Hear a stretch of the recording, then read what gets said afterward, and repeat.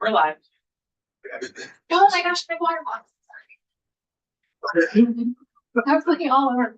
Oh, I was like, whoa. All right. Senate Education Committee on March 12th. We're going to continue our work on sort of the follow-ups to Act 173 or districts, whatever we want to call it, with our attorney and the council. But just first, let me say to the committee that I have given the little questions that came up on 227 on the floor. Rick is coming over at 3:30 just to be able to for a quick discussion on those couple of points. I think we're fine with have the discussion. So we started a walkthrough of a potential new draft 2 days ago, and in the meantime, some work on it, but remind me where we left off and what you want to go back almost to the beginning. That's up to you. I can, Beth St. James, Office of Legislative Counsel. We left off. So we're not doing 313. Oh, I forgot about that. We were going to do 313 first. Thank you. Yes. We did 313 first. Thank you. And that was really just those few words three words we would want to add. Clean draft and a vote. Yes. Do you want me to put it up on the screen or do you have it? We got it. Okay. Yeah, we got it. You want me to say anything about it? No, we don't. I mean, we don't have. We have. An instance of it's a committee amendment to F 313 as introduced. It's an instance of amendment in section 2. It's subdivision 1D, following the words "or prevented from accessing CTE," you would insert the words "for lack of capacity." Yes. It's a good change. It's good. So I think first we have to adopt the amendment and the bill. People good? Or don't move. Oh, okay. I'll be that. Do you want me to look for Heffernan? He happens to let out in the lounge. Otherwise, I'll just peek in the lounge. Okay.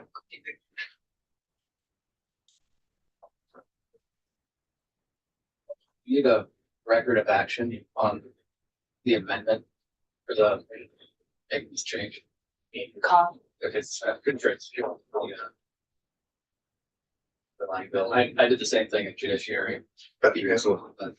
What did that what? Got your handle. Yeah, hey Steve, we're voting on 313.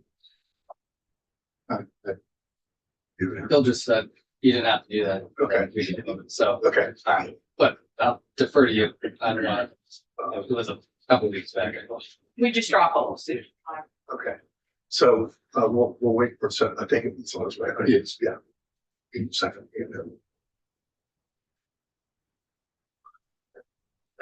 Quick.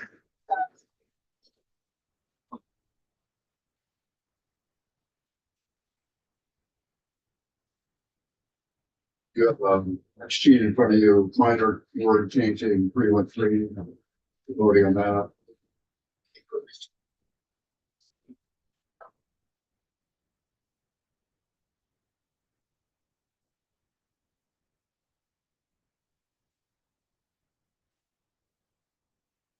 Adding us to the call yesterday. Yes, if you recall, it's next year.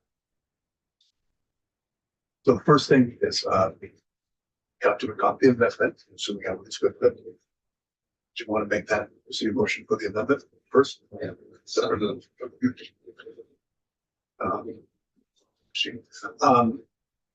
All those in favor? Hi. Okay, so we've adopted the amendment. Now the question is, the motion to move forward on S 313 as amended. Your sheet. Is that right? That's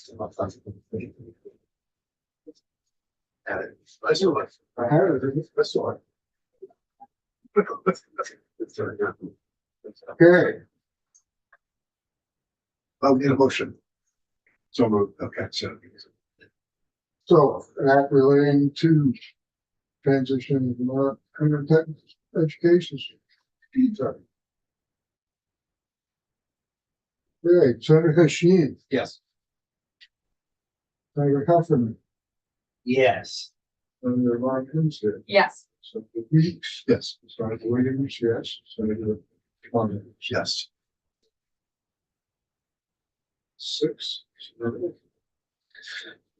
Well, business, Understand. and in your report. They want to do it? Oh, I thought you were.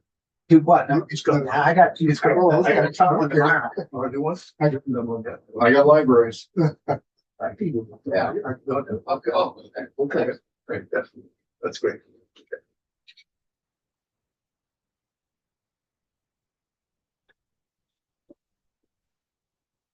You're happy.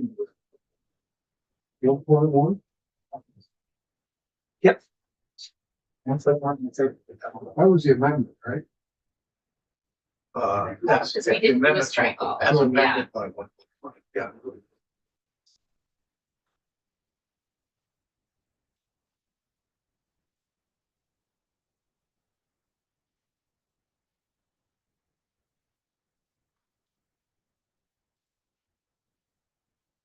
Dr. Tim, How are you? sneeze on. How are you? I don't know. Any better than probably yours. Okay, Okay, now we're back to, it's easy. we're back to, this modernization, school board this one. And we started to say that we had left off on, So we left off on 11. We didn't, we finished section 10 and for the walkthrough. So we would have left off at section 11, but between Tuesday and today, you and I chatted and I made some changes before section 11. So do you want to go back to the beginning and look at those changes, or you want to walk forward from section 11 and then go back and look at the changes? why don't we finish and go Okay. back? Do you want me to share my screen? You all have a copy. Okay. People, Well, you have people at home or I guess watching this. Okay. But, So we're gonna go to page 27.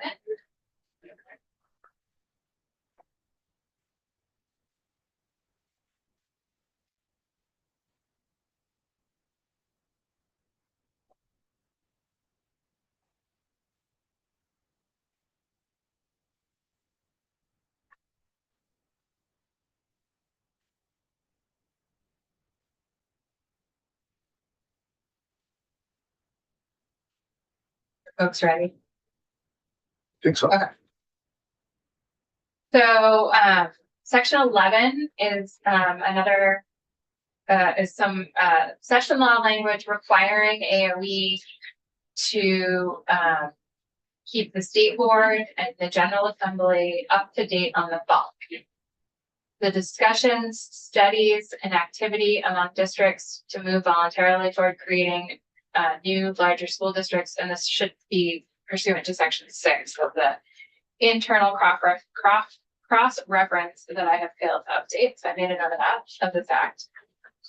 So the voluntary mergers and the data and other information collected in connection with education quality standards and related on-site education quality reviews, including data and information regarding the equity of educational opportunities, academic outcomes, personalization of learning, safe school climate, high quality staffing, and financial efficiency. This is language borrowed, if not verbatim, then almost verbatim from Act 46.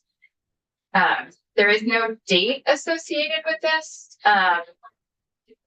You may want to consider making this an annual report back to you all, or tying it to some date. This language just says regularly review and update you all. But I guess that's technically a policy choice. don't they do annual report back to us anyway? If you get an annual report. Yes, you get an annual report, but this is, so if that is a policy choice, you could ask for this information to be included in their annual report. You could also have it be a separate report to you all. because it is very specific about what they are supposed to be providing to you, but again, that's all policy. Right, what's happening out in the field, basically. Section 12, we've moved to a new reader assistance heading on page 27, line 16, section 12. We're now in exploration and transition grants. So section 12 is another piece of session law that creates some exploration transition grants and requires a report back to you all. So the first thing this section starts with is a notwithstanding 16 BSA, section 4025. Pop quiz. Why are we, so we're gonna give people money out of the ed fund. Why are we notwithstanding 16 BSA 4025?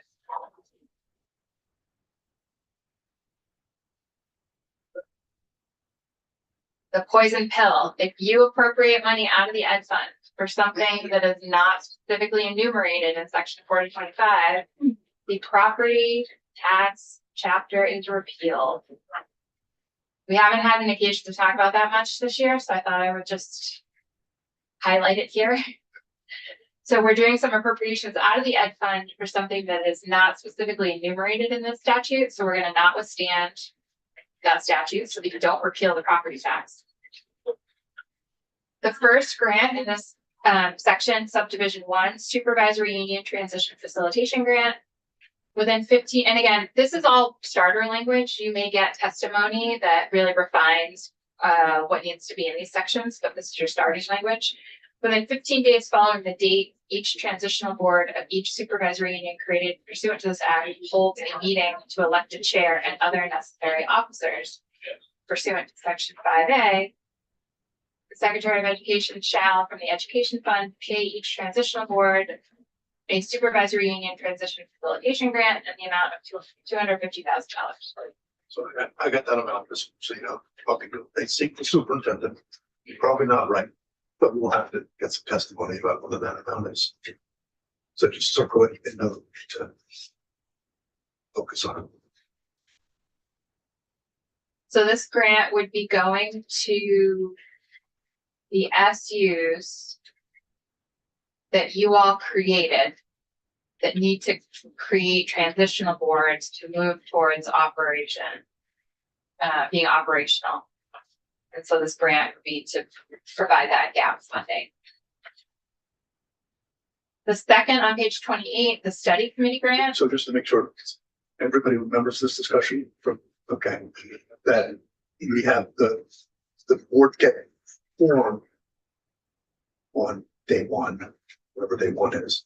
And then they have a year to become operational. In the meantime, all SUs are operating.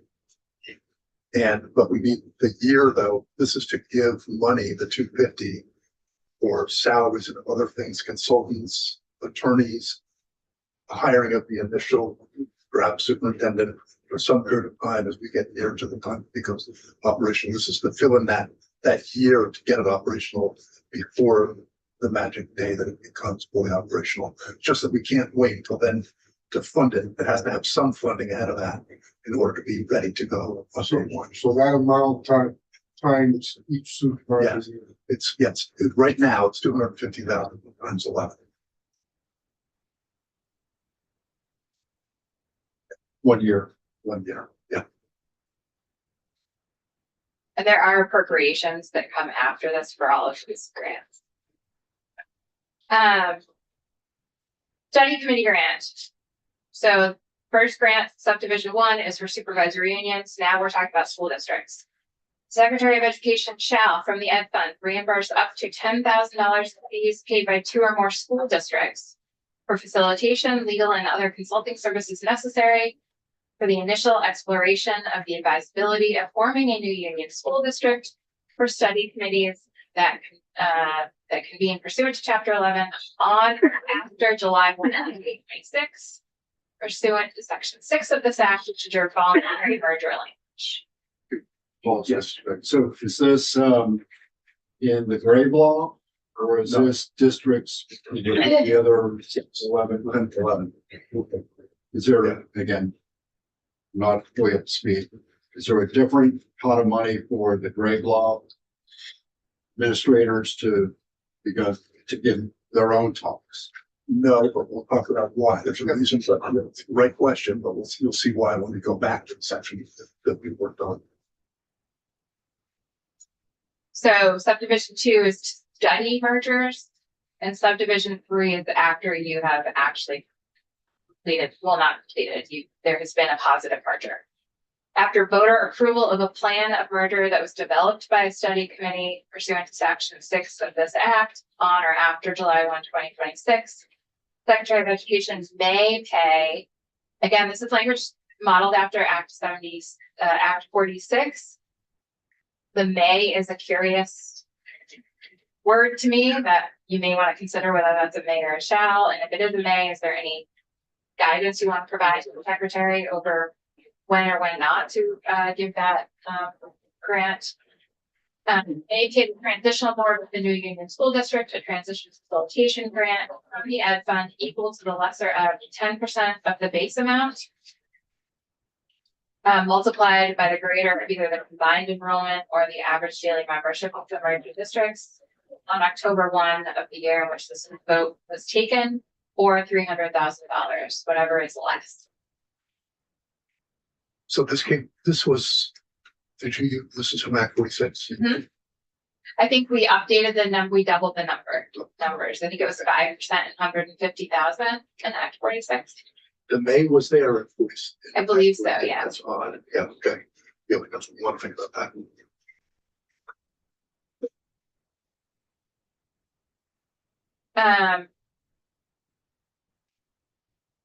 Oh, and here we go. Sorry, page 29. You do give some direction here.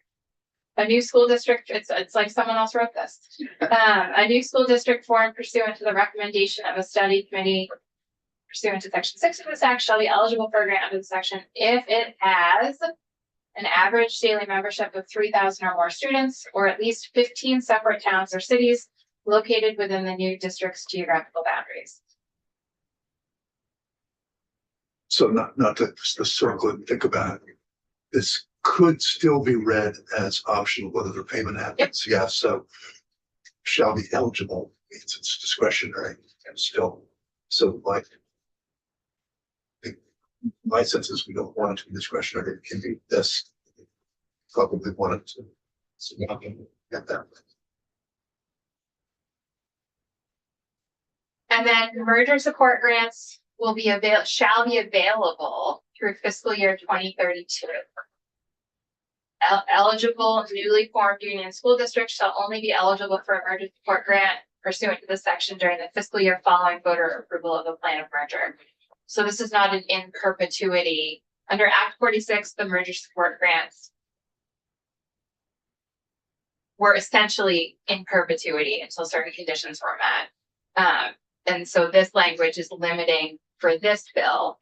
Merger support grants are only available through 2032. You're only eligible once, and that's after the first year, the fiscal year following the voter approval of the plan of merger.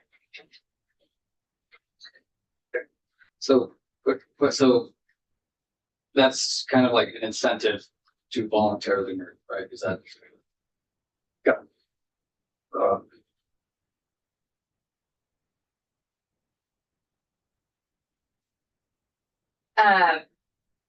And then subdivision 4, I'm on page 29, line 12. Beginning on December 1st, 2026, and annually thereafter until December 1st, 2031. AOE is required to submit a written report to the education and money committees with information regarding contemplated and active school district mergers and a proposed appropriation amount for the applicable fiscal year to cover the costs associated with the grants created pursuant to this section. So you need to figure out how much to appropriate each year if you want to fund these grants. And it's going to vary depending on the activity in the field. And so you're asking AOE to give you a report back and a guesstimate of what that appropriation should be. Hopefully it's a good problem to have.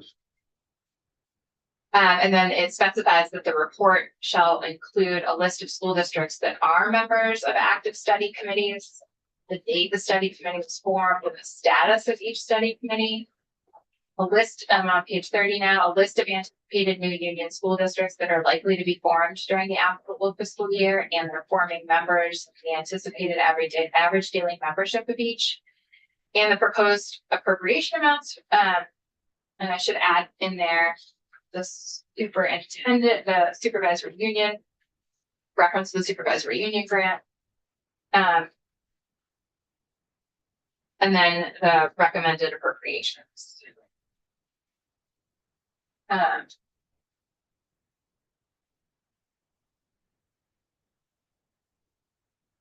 And then section 13 on page 30, line 11 is the appropriation. So we're going to use that same appropriation, are the appropriations. We're going to use that same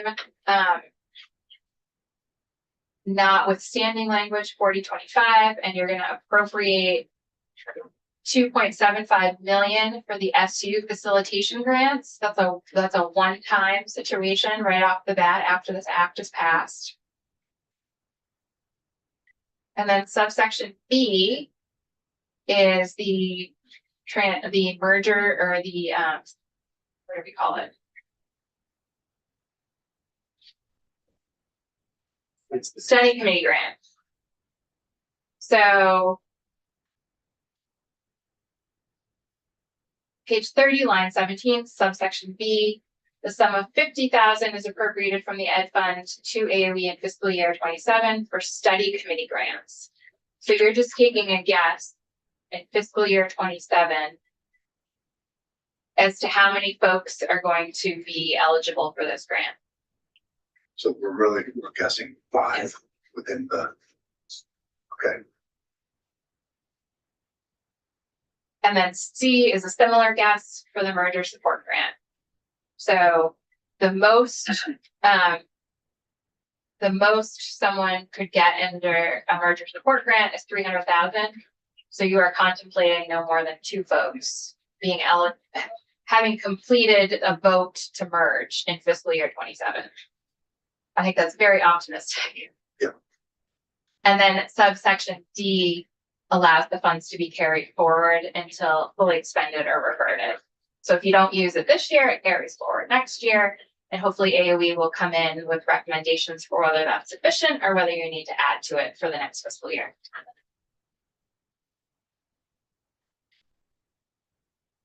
Now we get into, we've got a new reader, so it's heading on page 31, line 7. This is, we've got some language related to the foundation formula. So I am going to walk through this language and I will do my best to answer questions, but I just want to acknowledge that I am not your education finance attorney. And should we get questions that I can't answer, we'll just find the time to get John in here. So section 14 is an amendment to section 401 subdivision 16, which is the base amount of the foundation formula. This amendment changes the base amount from $15,033, which is what was passed in Act 73, to $16,780. And it inflates the base amount forward instead of from fiscal year 25, from fiscal year 27 on line 16. So good rationale. So you I was actually gonna ask if we could go back for 1 second. So I don't know if I've missed this or if I'm just misunderstanding something. I'm looking at top page 31, the sum of $600,000 for emergency support grants pursuant to 12.3. And I'm seeing that a district can receive 10% of the base education amount established, so on and so forth, or 300,000. Obviously, there's going to be more than 2 districts merging. It's going to be a lot more than that. So not, how is the 600,000 squaring with the much higher number that would be necessary? So it's on line 15, it's equal to the lesser of first. And you're going to do an annual appropriation. So this is your guess for who would be eligible for a merger support grant of fiscal year 27, which starts on July 1, 26. so the guess is we'll get to, so let's back up here for a second, because there's two things going on at once. One is the formation of the SUs. So that's one thing with their own grants. That's separate from this. This is the guess that within those 11 SUs, no more than 2 districts will get to the point of going through the whole process of They have to have had a voter Exploring approval it. plan. exploring it, reaching consensus among the boards, and then get to the point of actually voting, having the votes to do it.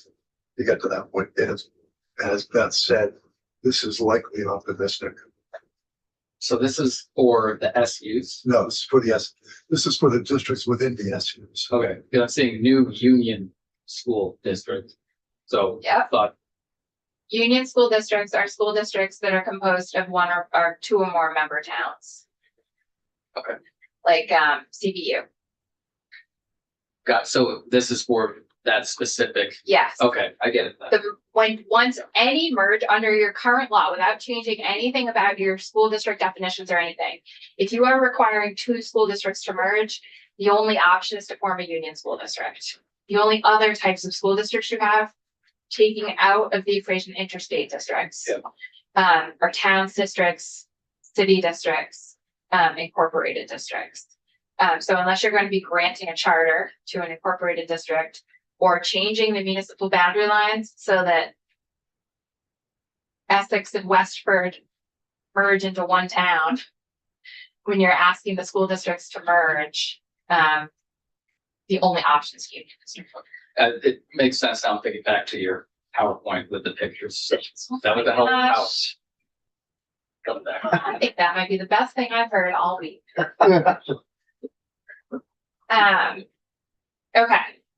So the main thing I want to express on these appropriations is, they're all they're all guesstimates, except for the supervisory union, set for 13 subsection A on page 30, line 13. That is 250,000 times 11.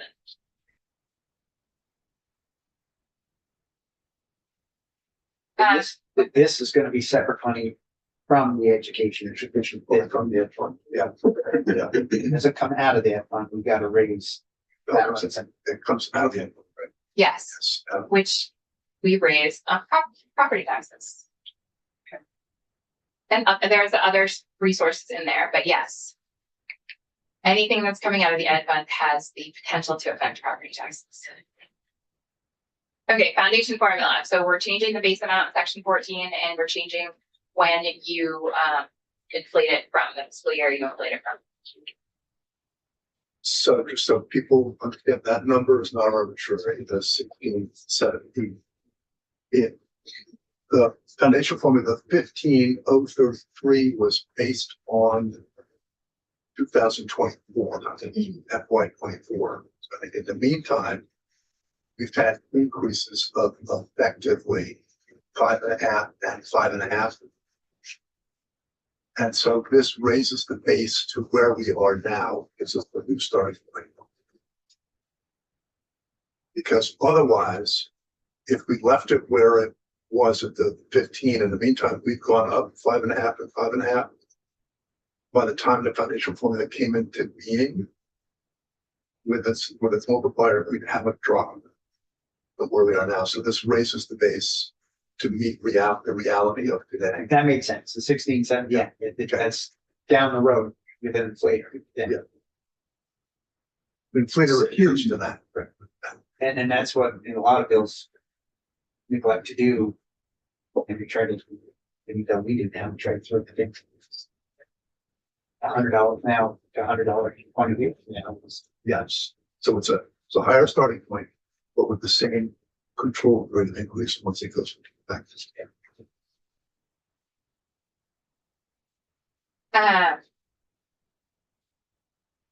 And now we are,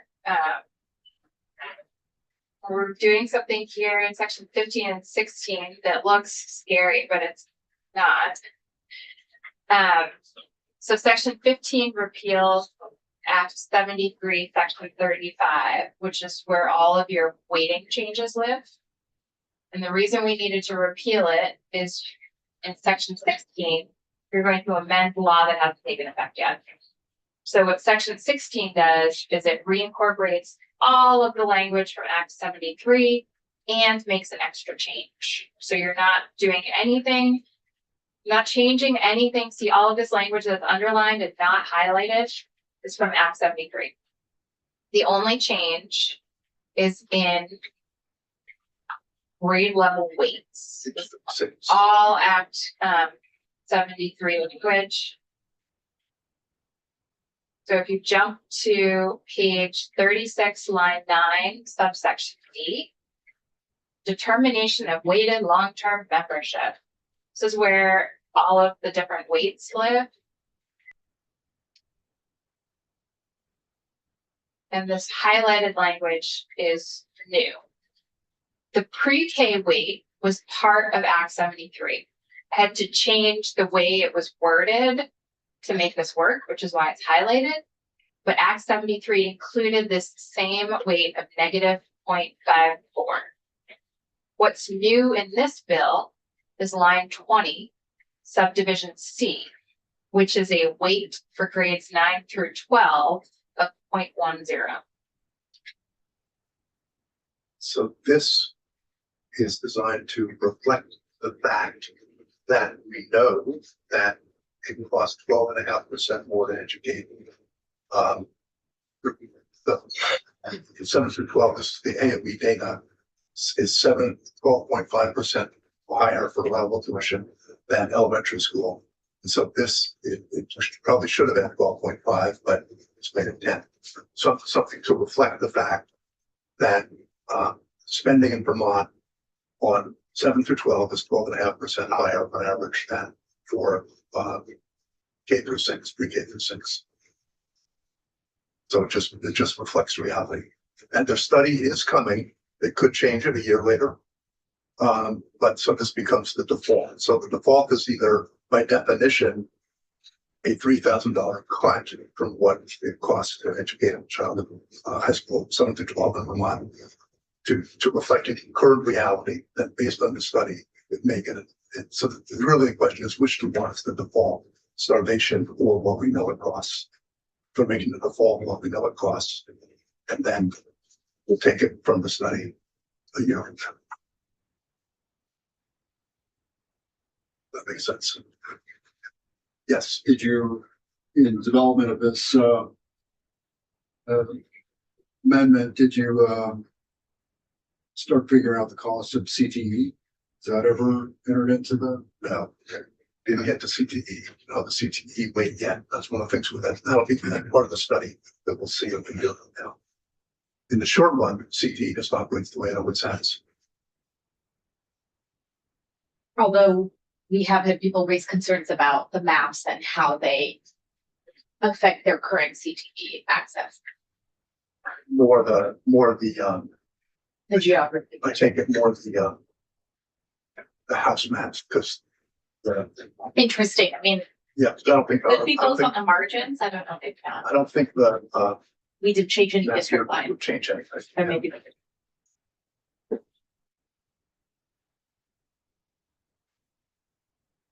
I think we're likely to vote this one out today. Just kidding. Yeah, I'm like, wow. I thought Terry was. So back here. Did you want I have that. No, I'm joking.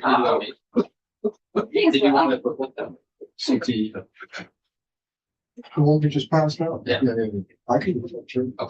I wasn't clear. No. Oh, You said you want to- Oh, I thought you said. You've done it, I can do it. I haven't done it really yet. Well said. Okay. I see. So, Yeah, I'll do it. Yeah, that's true. I think we signed this, right? yeah, Just a break. that's and then this is right behind you. Oh, hi, Melissa. Hi.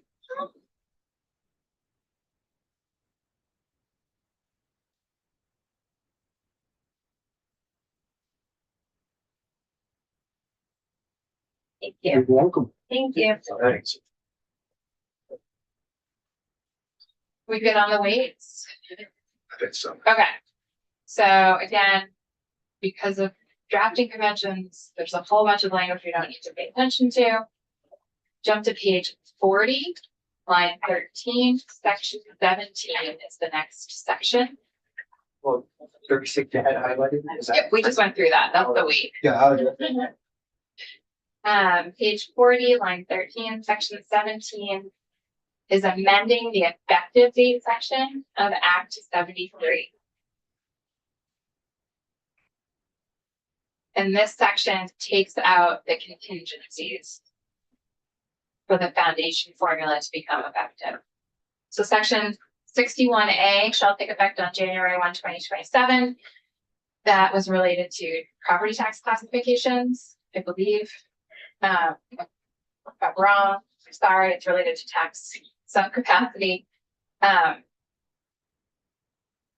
Act 73 had a contingency related to new school district boundaries being enacted.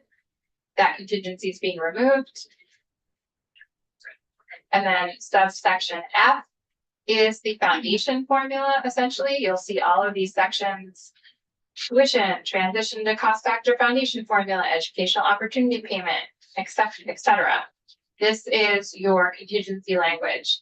So the following sections shall take effect on, contingencies are all removed, and the date is changed to July 1, 2029. So this change would have the foundation formula taking effect with no contingencies on July 1, 2029.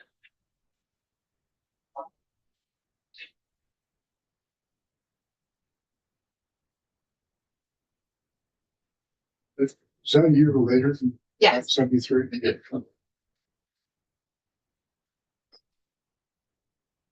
and then the contingencies in subsection G also take effect. Or I'm sorry, are also deleted, related, that was related to some tuition provisions that are no longer in here.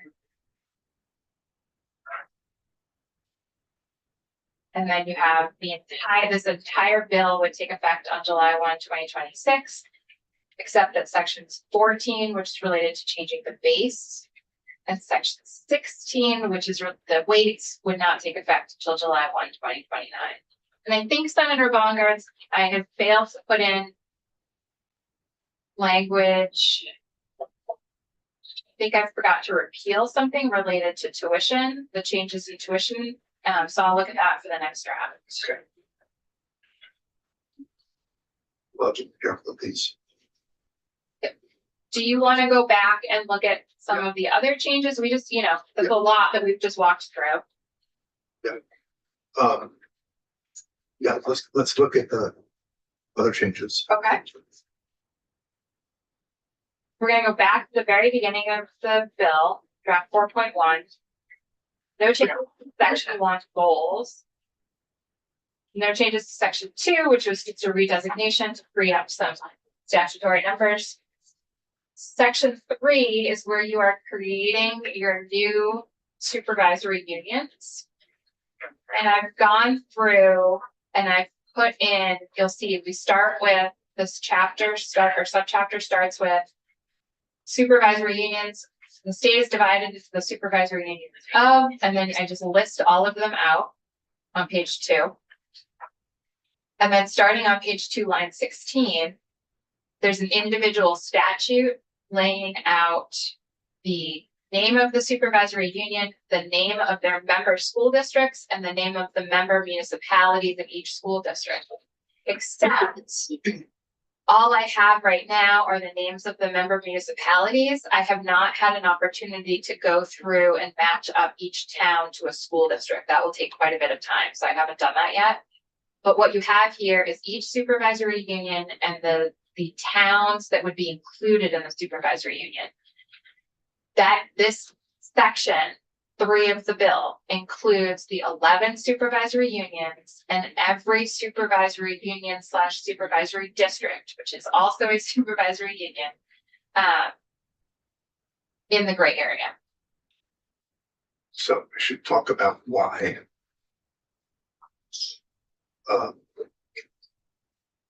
So when we talked about this 2 days ago, which you'll recall, we talked about the 11 that are identified on the map, and then as we're calling it, the gray area, or used to refer to as the block, but it's a gray area.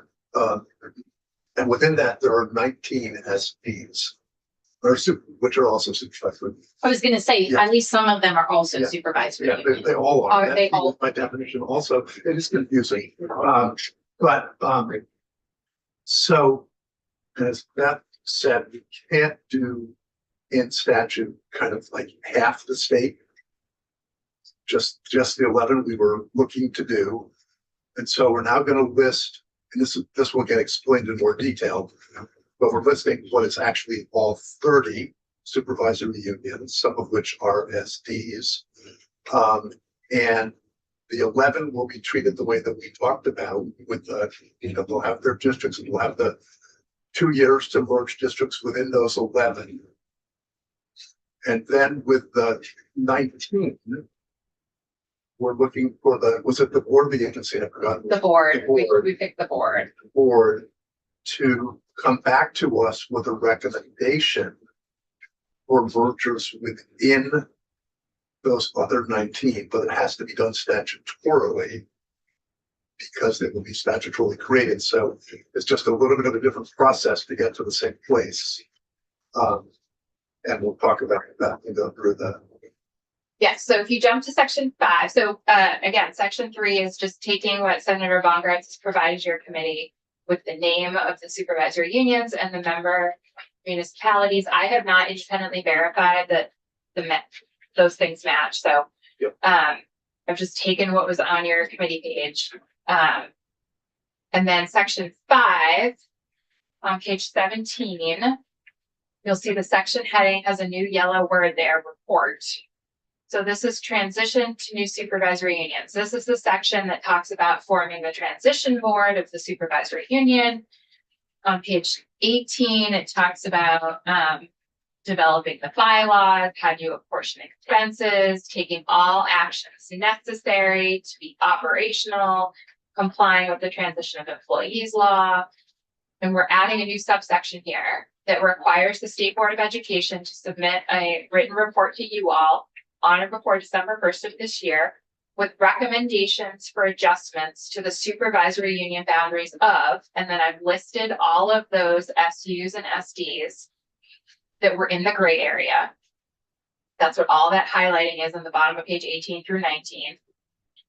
And then provide further direction to the state board on line 11 of page 19 that the supervisory union boundary adjustment recommendations shall result in supervisory unions with an aggregate average daily membership of all member school districts within the supervisory union of not less than 2,752 students, which I believe is the lowest aggregate average daily membership of the 11 FUs. We make it as of April 1st, 2006 to do that. I thought I had that in here.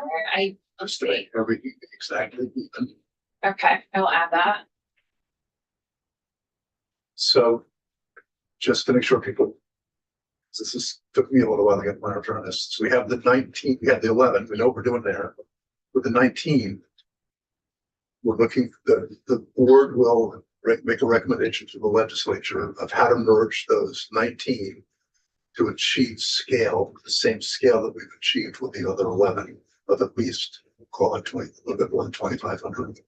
Some of them are as small as, I think, only a few hundred kids right now. Many of them are actually over that, so some of them won't have to merge, should they not want to. But we'll get then the whole state aligned with SUs of at least about 2,500, a little bit more than 2,500 kids. Because the process is different for the 11 than from the 19, because it kind of has to be. Is this bill going to cover, I mean, we talked previously about getting government operations, a committee involved in this, and then maybe the Secretary of State for the wards, for the school boards. Yeah. Is that going to be covered in here or not? I don't, the one place, we don't need it for for the 11 SUs because they elect their own. Although that's, and I don't think, Why is that? Because 11 SUs have different governance form. Somehow we have to transition from where we are today to where we are in the 11 model form, let alone the great block. so. The way that SUs work is that the boards, that the boards send reps that from the districts and they do it themselves. We don't, we never told an SU how they have to govern themselves. But I would submit that government operations needs their fingerprints on that to bless the fact that if that's in fact correct, that's the way we go Oh, forward. this bill may end up going there. I don't know. And Let's continue with that thought though about how that's gonna work, because that's a fair. So we talked about this. If you all are confused about the difference between supervisory unions and supervisory districts, I can only imagine the work I will be doing with the government operations. Because you guys are the expert. I would say that, I know. If you were to, so supervisory unions are not governance units. They are administrative planning units. They do have a board, and it is, as Senator Bongartz has suggested, they kind of get together and decide how many from each member school district is going there. That's all the law says about it. School district governance, what you are asking folks to do in this bill is already spelled out in current law. So I don't, you know. So in the gray I don't know. area, that's all set. Or in In the gray area, you are no longer asking the gray area to merge school districts. You're actually not asking the gray area to do anything voluntarily. They can, there's nothing in law stopping them. What this change does between the draft we looked at on Tuesday and the language we're looking at now is say, instead of merging school districts in the gray area, you're going to merge supervisory unions. And because you have now given the legislature the responsibility to create those boundaries, you all have to be the ones to make those changes. But you're asking for the state board to kind of start you with some recommendations before you start changing supervisory union boundaries in the gray area. And remember that there's also within those 19 supervisory unions, there are also only 19 districts. Everybody get that? That when we talk about the 19 in the gray area, supervisory unions, there are also only 19 districts because those are all SDs. all right. No, You're the expert. no, it's- I get it. it's okay. But Ah, I you're don't the know expert. why who made such a convoluted system. There you go. Well, we're Not not us, you should be with me. We are trying to uncover. Not- We are you do with trying to me. uncover. There you go. Yeah. Just one more. Yeah, We- that's gonna make the system a lot easier. It's a convoluted process to unwind it, so we have to, or to get something less convoluted. But I don't think there's nothing we can do about that. There is something there about that. Thank you, John. So the other big change, since we could watch through this draft, you can't see because I took out language. So section 6 is the reduction in number of school districts section, and this is where we ask everyone in the non-gray area, the 11 supervisory unions, to get together, talk amongst themselves, voluntarily merge school districts to end up at 50% less school districts. There was also language in draft 3.1 that we looked at on Tuesday that required all the school districts in the gray area to do that. That language has been removed because now instead of merging school districts, you are merging supervisory unions through an act of the legislature, TBD. So subsection B asking school districts to get together and voluntarily form their new union school districts. We've listed out everything that's highlighted on page 20 are those 11 SUs. So the school districts within those 11 SUs have to get together, merge in such a way that it results in 50% less school districts across these 11 supervisory unions. There is no more direction. Right? Okay. Then there were a couple, there is some more highlighting in here. I made a couple changes to make it clear when we're talking about merging districts, that we're talking about just those school districts in the 11 supervisory unions.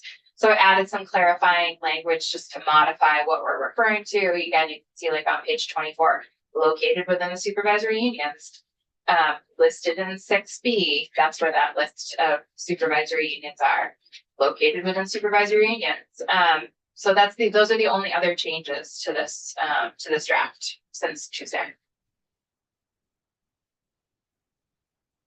Well, let me make it a little potentially more confusing.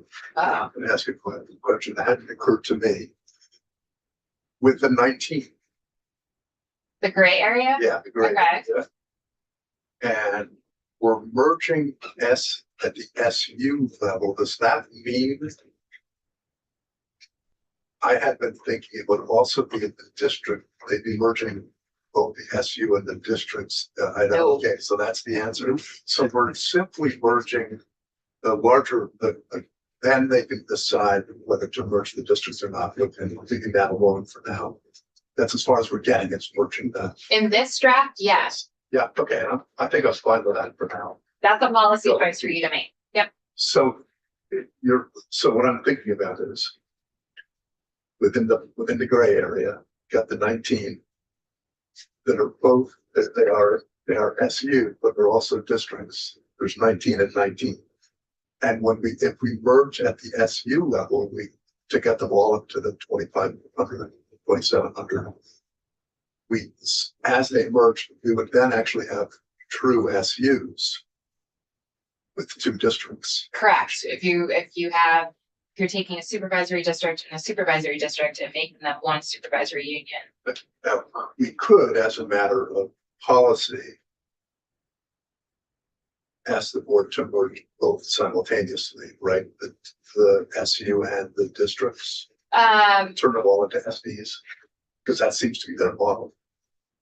You get into the same delegation issues if you're asking the board to do Okay. that, Right. that Tucker and I talked about. Okay, so we need to do, so then sequentially, we would need to go through this process first, and then visit the issue with the workers of the districts. Yeah, not necessarily. I'm just answering your question about whether the state board could merge both at the same time. The state board isn't merging anyone. Yeah, that's right, they're not merging anyone. They're Yeah, making recommendations. yeah, that's all of it, okay. Technically, you can merge Yep. school districts. Yep. You could also require them to voluntarily merge within a certain period of Yep. time. And if you are going to delegate that legislative power of creating municipalities, it's the same conversation that Tucker and I had about the Athens case and the case law there, and the perspective that Tucker brings from municipal law about how specific you have to get in giving your direction to the state board. Yep, okay, so you're thinking, Well, my question is, are all of those 19 entities already at the 2,500? So why, or will we contemplate the involuntary merger concept applying to them as well after the 2-year voluntary merger? that was the thinking out loud going on here. So I think that's an open pin in that one. My sense is, well, Well, and I'll be so bold as to say there's a lot of consolidating administrative back end, other logistical functions in Chittenden County that have nothing to do with the scale of the schools. They're just very close to each other. You know, they all have large scale food distribution and administrative operations. They're not going to be merging school buildings anytime soon because they're at Because you're in capacity. a growth path. Yeah. But that doesn't mean we couldn't say, you all have to, you know, figure this out, and maybe that's an area where you have assistant superintendents. That has come up in many districts in Chittenden County in light of the redistricting conversation. Is there are places where people would be happy to be an assistant superintendent instead of a superintendent. Yeah, but you've raised, that's an issue we need to think through. So we put a bit in that. And as it turns out, yes, I was just gonna say, you've set this kind of threshold at 3,000 ADM. And so for the gray area, I think it would be slightly more nuanced rather than just saying everyone needs to merge. If you want to be consistent with the rest of the directive for mergers, you may need to be looking at the different average daily memberships in those school districts and picking and choosing who to merge in a way that you're not elsewhere. and so we could simply say to the board, all they're doing is giving us a recommendation anyway. Yes, So you could ask the board to recommend both the merger at the SU level. and yes, you could do that. Yep, Why don't we just try that on sure, for the next draft, and then we'll see. sure. And would you like me to give up my seat, Rick? Actually, I think You all done? we're done, but on the other hand, we're only gonna be a few minutes with pretzel, so yeah, that's fine. No problem. So, yeah, I want you to stick around just in case. Sure. If you need this for a few minutes. And I have time to be flexible, so I can. Yes, Before we adjourn, but we're not adjourned. I know, Yeah. before we adjourn. Because we have some good intel collectors in the if there's any kind of insights into what the House may be proposing, just, an update, because we haven't had any kind of joint conversations with them for a while. Any kind of insights would be helpful to see what they're thinking. Okay, About St. James Office of Legislative Counsel, I have no information for you.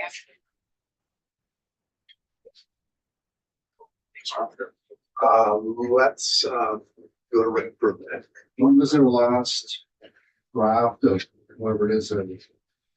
There is no committee bill. What about Representative Collins? The contract language, That was about a month.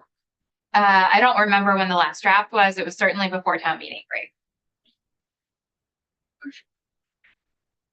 So, I get the record. Yes, Rick Sagel with the Office of Legislative Counsel. See. So at, you went through the floor today on 227. And Senator Hinsdale did a very good job. Thank you. Describing the bill. And And, besides my off notes, off script commentary, the summary was all right. so, two things emerged and they're not, it's on page, well, I'm sorry, you don't have. In sub 1486 under immigration protocols, second two, actually. Down 227. under, well, I said D, but I'm not sure what's it. So I guess it's D. It is D, yeah. Just D. Did you watch it? I was there. You were in I the was there. room. Okay, yeah, that's right. I was there. I heard it So all. you know, okay. Yeah. So you know the two issues. Right. The one that Senator Ruth raised. Yep. About the sort of seeming contradiction. To be fair, I mean, Ruth got over her comment, but I counted 3 in my mind because she mentioned the ID card thing. And I don't know if people felt that was Forgot like about that one. fully resolved. I believe they, Remind us. I think they do that now. Okay, I mean, that's right. So I The think, person didn't make it in the Well, bill. let's talk about Senator Bruce Right. first. And his was the seeming contradiction between shall not allow and allow. Right, or not resist. I don't see that, I don't see it as a contradiction, but I think we need to just make sure we're ready to. I think it's like if you've got a door that requires a bell to get, a buzzer to get through, you don't buzz it. For one. Right. So I've not spoken to him about it, but what I tend to think his argument is, and I see it, and I have a proposal if you all want to see, I just kind of was working on it the last few minutes. The argument is that on line 14, subdivision 2, D2, the superintendent or designee shall not allow this person to come in without a warrant, right? And then subdivision 3 says, however, if they enter, you shall not obstruct. So I think we all know the intent, and I think Senator Bergdahl said we get it.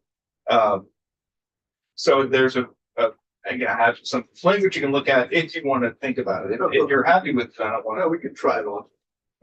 Yeah. He just pointed out what just doesn't say well. Yeah. Whether it's One, in language or in practice, just as hard. once you figure that, but also, why do we always put it just designee rather than just plural, that we could have more than one at the school? Did we say more than one? What We say, well, Mhm. in, like in here, it's superintendent or designee, once you come in. I think that's stylistic because If you're, designees, it's a if designee. lead counsel, that is good. So it's at least one, so there could be several, but in this case, let's say there are 3 people who are designated. It'd be one of those 3. So any one of the 3 could be, Okay, because like on line B, it says who works for the school serving as a not designees of the service. Okay, I guess that covers it. Because he could have more than one at the school. yeah, I understand. Yeah, I think so. Singular. Okay, so what I've done here is, this is again, Senator X. It depends on who wants to adopt this, floor amendment. But what I suggested here is, basically striking 3, 2, and 3, redoing 2 and 3. So this is how, so 1 would stay the same, that the superintendent shall be the sole authority to admit a law enforcement officer, who appears on an immigration matter, and then he doesn't need that, but at least one person. But the new language would be 2, upon a law enforcement officer appearing at a school on an immigration related matter and requesting to enter a non-public area of the school.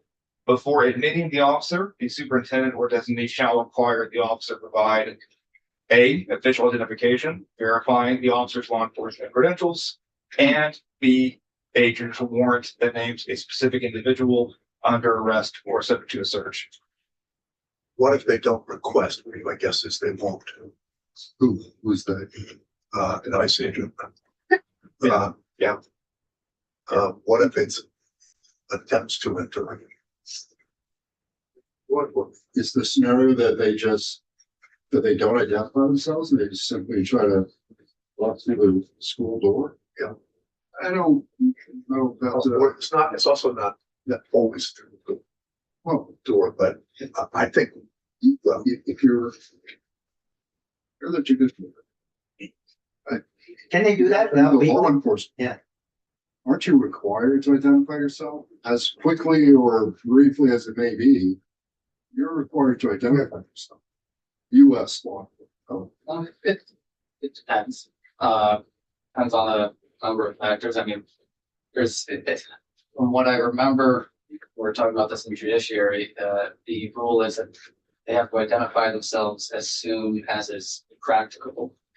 So that can be at any point. And I mean, there's also exigent circumstances where if you hop out of your car, your cruiser and facing somebody, you're not, yelling your name to introduce yourself as you're chasing somebody. you say it's like police, you don't identify yourself as being a police You could, officer. but you also may not. I mean, it depends on the circumstances. It's, which isn't helpful. Yeah, state police search warrant, both are applies over. So we're trying on now. And Attempts. fish matter and attempts to enter. Seeks to enter. I think that's why it's better left vague and we could spell out in the procedural piece, like ensuring general public safety and like not engender further property damage or loss of. Where's the first part though about Yeah, about what they need to do, right. about not allowing. What if Chittenden passed me a note that said like, shall not be permitted, So not have access to it. To Senator Sheehan's point, we're not gonna cover every scenario in this write-up and in the heat of the moment. Hopefully, a school official will at least have the presence of mind to request some identification, whether they get it or not. Or this tactical scenario involved, that take a lot of what transpires. All we can do is offer some general framework, like the intent, and it's gonna unfold as it unfolds. It's like trying to create a battle plan that evaporates upon contact, just. But I think the point that, the pro temp was making was, we said, don't try to obstruct. Because, why would they want to do that? I mean, guys, it's their commitment. So just notify somebody, whomever. I'll talk to you after this. Should that be local law enforcement? That serves that. Could be, Looking at our, leadership, I'm just saying if ICE showed up, they decided that they were gonna come in. And, we said, don't try to obstruct them. So, but tell them who to know. As a part of it. I mean, I will say, there was a human wall formed yesterday at the school. So and they weren't coming to the school, though. They just went shield to shield school. It was Right. happening by the school. It wasn't, and I'm just seeing if you can clarify that, because I don't know. they were in vehicles. I don't know if it was on school, I believe it was on school property. Okay. And then everyone left in vehicles and then there was a, Okay, Collision. I saw the human I wall saw was the formed confusion, around the children Yeah. entering the school. which awesome. But if the event was happening out in the street, you still want the school to react. Yeah, But that event is happening out the street, just happened to be in front of the school. And it's a shame that it did. And the school's taking the right protocols of following into this, just Well, to make sure. so I am worried, there were a lot of separate incidents that Okay. made up yesterday. It was yesterday morning that I understand it, a wall and a barrier of educators and administrators at the school was formed Good. to protect the child or children involved. There was a separate human wall formed in front of, surrounding the residence that ICE was trying to get into later in the day. And there, which is not. That was anything to not do on with school education, so I'm not gonna pursue that, but I'm just, if they had a warrant, why, and if they show it, why people got, if you're trying to do things. They didn't have a warrant until the afternoon. So that has nothing to do with what you're saying. So we just want to make we got two little issues here. We're just, Yeah. because we've already passed the bill on, so we want to keep it as narrow as possible. Just make sure we have dealt with, or at least thought through the two little issues they got raised. So Rick has just made another suggestion. Just timing as I think about this. So clarifying the language that upon a law enforcement officer appearing in a school on an immigration related matter, before admitting the officer into a non-public area at the school, the superintendent or designee shall require the officer provide ID and the warrant. That's pretty good. It's different than what you all pass. What you all pass is shall not allow, right? And that's much more stronger language than this, but I think it's something More you, realistic. yeah, maybe something to consider. So they require it, and then the next part is they ignore it and Yep. come in anyway. So this is also new, subdivision 3, or reworked. In the event a law enforcement officer appearing at a school on an immigration related matter does not provide documentation required into ID and a warrant, and proceeds to enter a non-public area at the school shall not obstruct the officer. The shall not obstruct, I mean,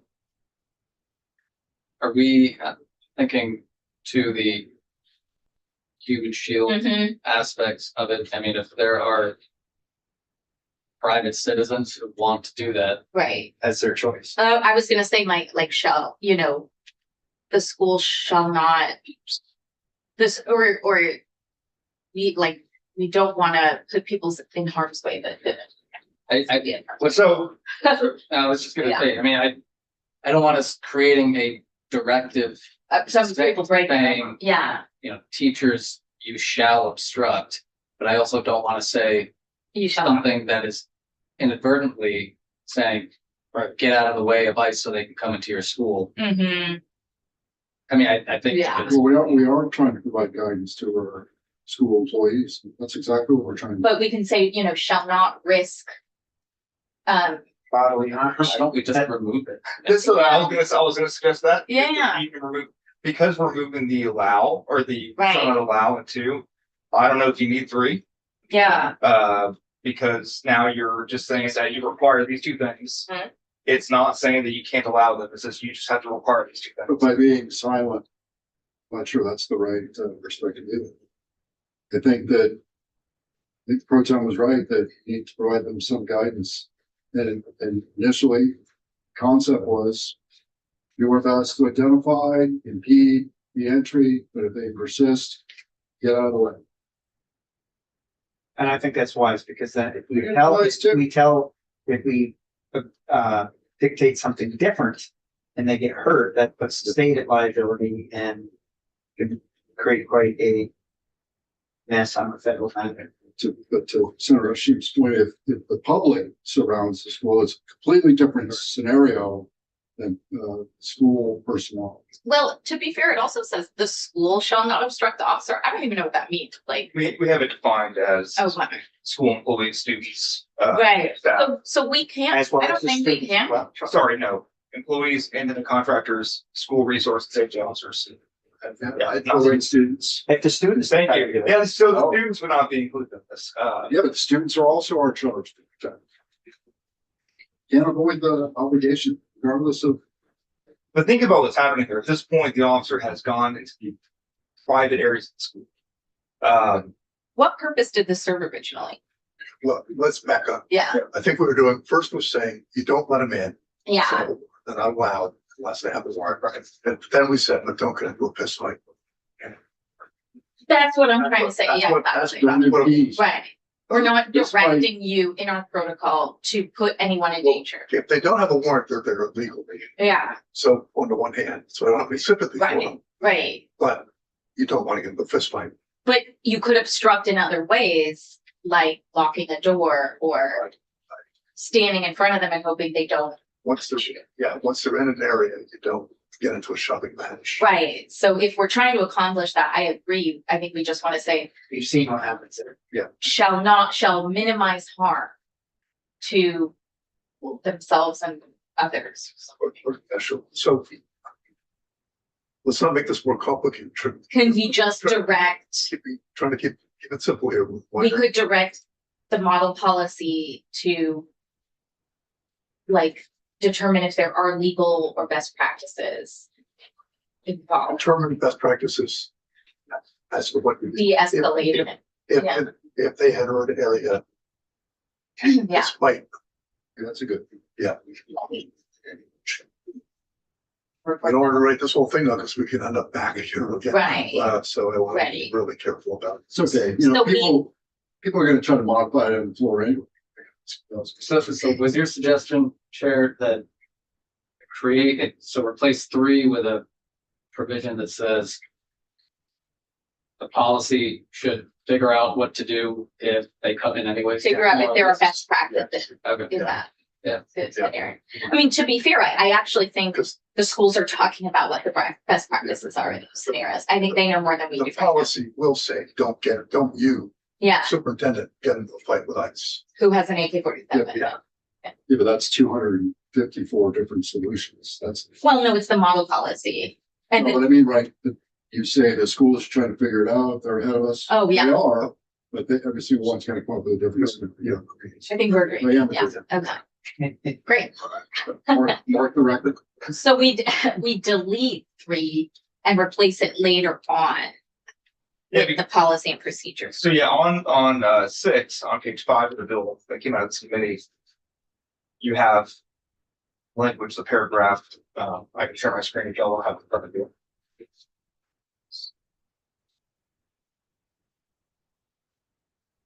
So on page 5, starting on, subdivision 6, this is on or before Jan 1, 2027 AOE in consultation with the Vermont Superintendent Association, shall develop and review annually model administrative policies to help schools execute the policies set forth in the subsection, which is specific to the law enforcement on site. So you can add language here that guides them in consideration of this.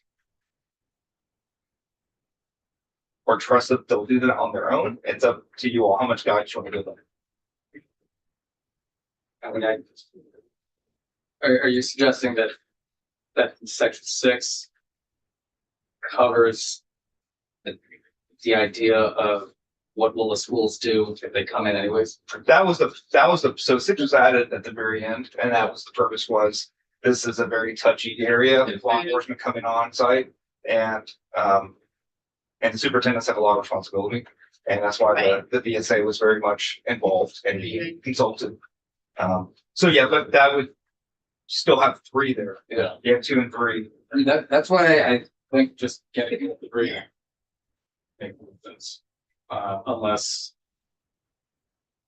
if I mean either getting rid of 3 or if it's really not necessary, saying with this, in 6, the model administrative procedures will also consider what happens if they come anyways or else. I would say best practice is to limit conflict and harm or something, and we can delete 3.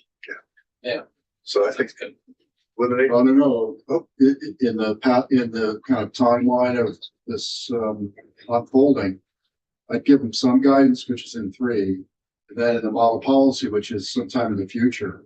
Well, Get something more refined, more, thought but what out. we're saying is they currently be in conflict with the guidance. I mean, they didn't have a judicial warrant at the time that they were on school property.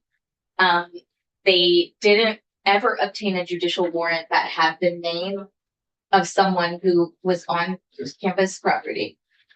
So you're right in paragraph 3, right now, But, given your scenario. but then shall not obstruct, I think is not What's the our other? intent.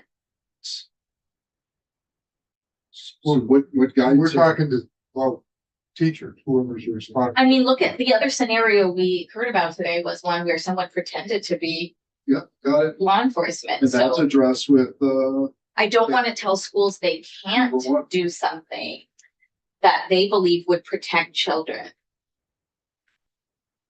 okay, so there's a fine line there. I think we've addressed Senator Hardy's, question, which was a good one, on false identification or false, Well, how have we? Because if we don't know if they're false or not.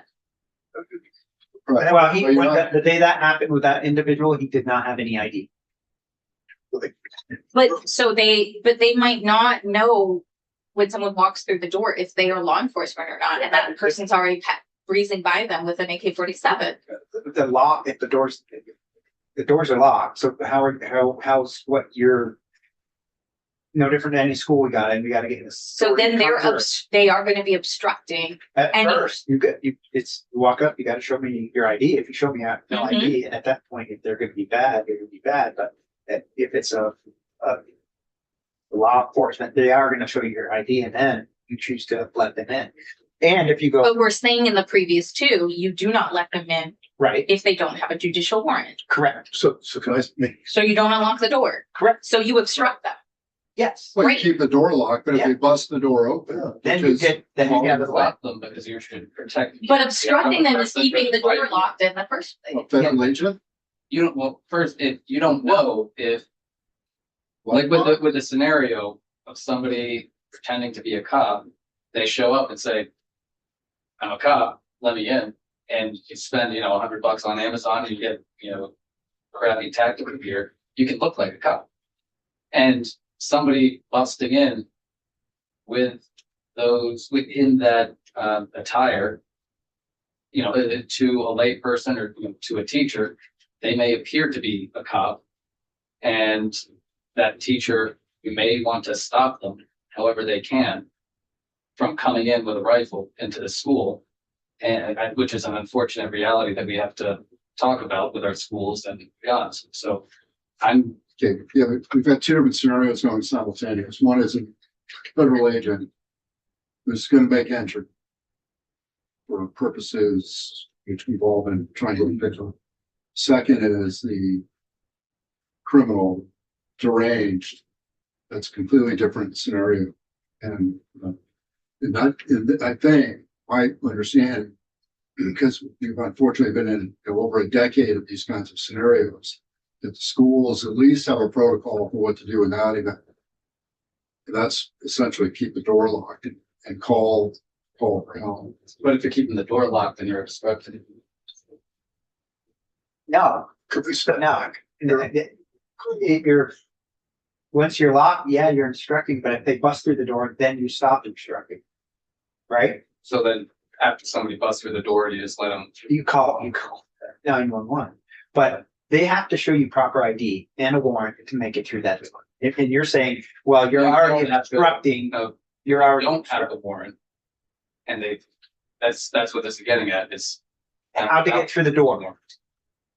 I can see, well, so by the way, so going to the one issue about ID in sub 2, D2, unless a judicial warrant is presented by the officer, should we say unless proper identification and a judicial warrant is presented? It's already got. Did you just add that? Well, that's in the first draft I sent you, which kind of reworked that whole thing. I can show you that. It's not. That's a different take on this. Let me stop this, share the other one. I don't think you're going in this direction. I'm fine with sub 2. This is, yeah, this is, I don't think this is what you want, Mr. Chair. This is what I presented as an option. That's an option, yeah. But I think you want to, if you want to keep 2 as it mostly is. Yep. And you want to add and present. Yeah, in front of a judicial warrant, unless proper identification and a judicial warrant is presented. So they don't get let in unless they have those 2 things, right?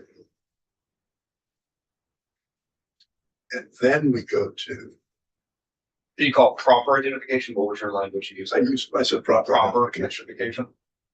because identification could be, I guess, anything, so legitimate or proper identification and a judicial warrant is presented. Okay. So then that takes us to the 3. then to 3 and how we deal with that. If we leave 2 as is.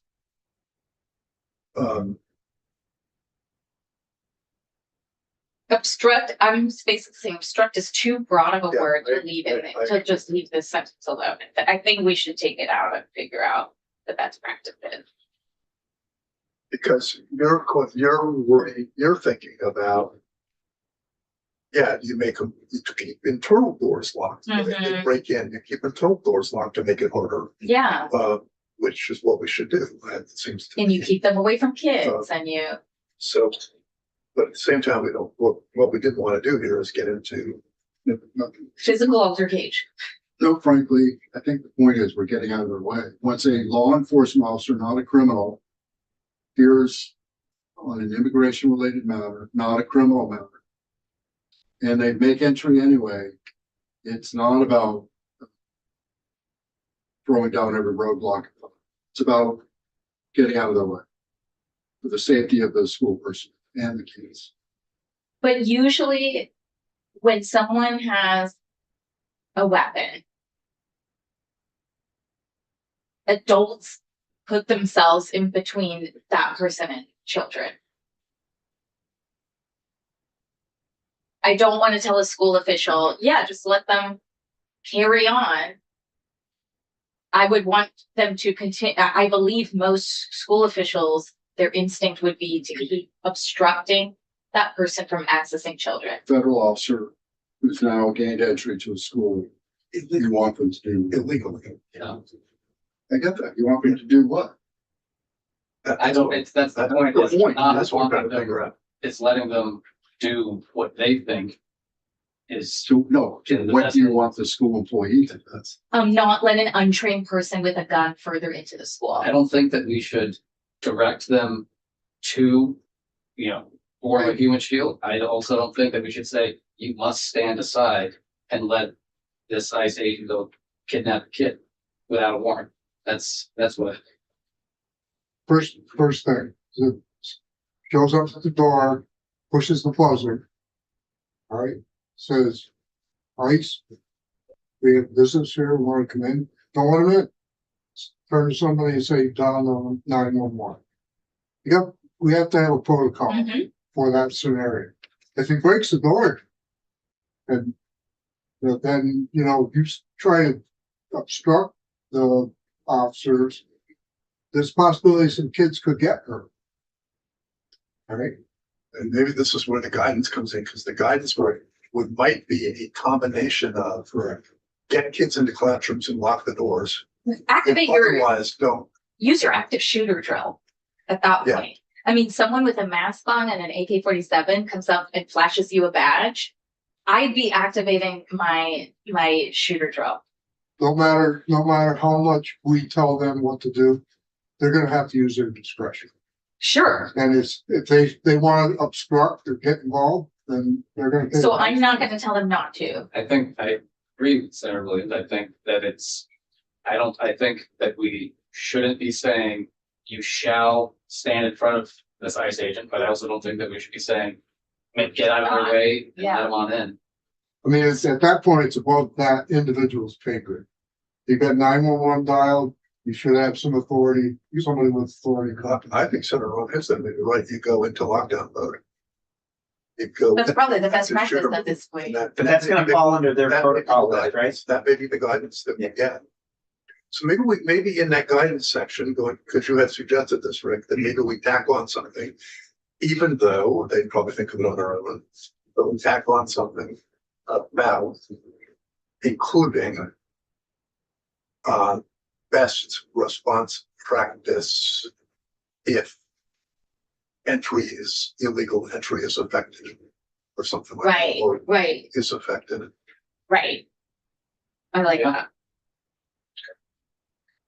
So I think that does that almost circle us all the way back to the beginning in which we're saying remove 3, add something to 6, which is, and what we add to 6 is what you just described of school will develop a policy of what to do if an illegal entry is made.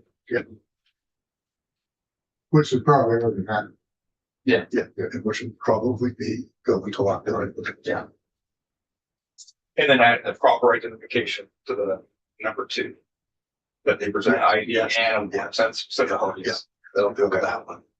So there'll be 2 amendments. With those, all 3 issues that were raised, the ID, Senator Ruth's issue, and then what was the other one? Senator Watson. Oh, Senator Watson. And I think hers is covered just by the fact that it says Immigration. immigration. I showed her that after. She went, oh, yeah. Oh, okay, yeah. Yeah. Yeah. My answer was probably too long instead of being like, no, it's fine, it's there. Could have done that. But yeah. So the 3 instances, adding ID to what they must show, ID and a warrant. 2, striking 3, this shall not obstruct paragraph. And then 3rd instance is the subdivision 6, adding further guidance that they shall consider best practices for illegal entry. Yeah. Lockdown mode, those kind of things. Okay. Illegal entry is accomplished. Right. Despite, yeah, oh, yeah. You know about that word, right? You don't have to say this. It'll be tonight Yeah. when you see it. Yeah, then maybe so you could send it to all of us. Why don't we then meet as a committee tomorrow at 12:45, 12:30, what do you want to for? Mm. Noon, well, actually, I guess noon makes most sense. Noon before 11:30 Right tomorrow. away, right? Yes, there's. Right, so floor 7, is floor 11 tomorrow, Oh, 11:30? 11:30. I forgot about that. Yeah, No, How about 11:20? How do we do that? Just tell our chairs, 11:20, we're out, we here, we go there. Bags there. Well, what time do people get into the building? we're, 7:00. right, We're here before everybody wakes up. I mean, I can, breakfast club.